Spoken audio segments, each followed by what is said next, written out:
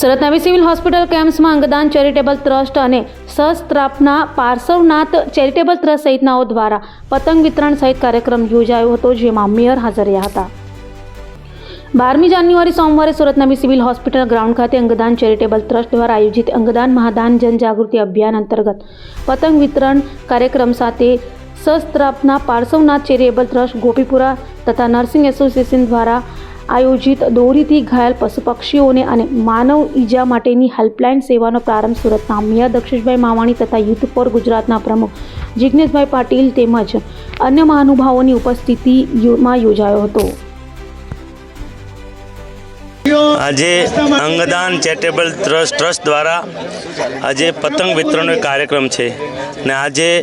વિશ્વગુરુ આપણા આધ્યાત્મિક ગુરુ સ્વામી વિવેકાનંદની જન્મ જયંતિ છે, તેની તમામ સુરતીઓનો શુભકામના પાઠવું છું અને આદરણીય દિલીપ દાદા દેશમુખના માર્ગદર્શનમાં સમગ્ર ગુજરાતમાં એક યજ્ઞ ચાલી રહ્યો છે અંગદાનની જાગૃતિનો। તેમાં આપણે સૌ ભાગ લઈ આપણા સગાવાલા આપણી સોસાયટીમાં અંગદાન વિશે અવેરનેસ કરીએ, કારણ કે એવા અનેક જીવો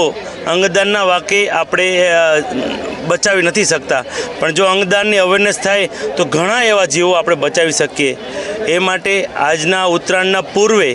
અંગદાન માટે આદરણીય દિલીપ દાદા દેશમુખના નેતૃત્વમાં જે અભિયાન ચાલુ રહ્યું છે તેમને આપણે ફૂલ નહીં તો ફૂલની પાંખડી આપી આપણે જાગૃતતા લાવીએ, એ જ અભ્યર્થના।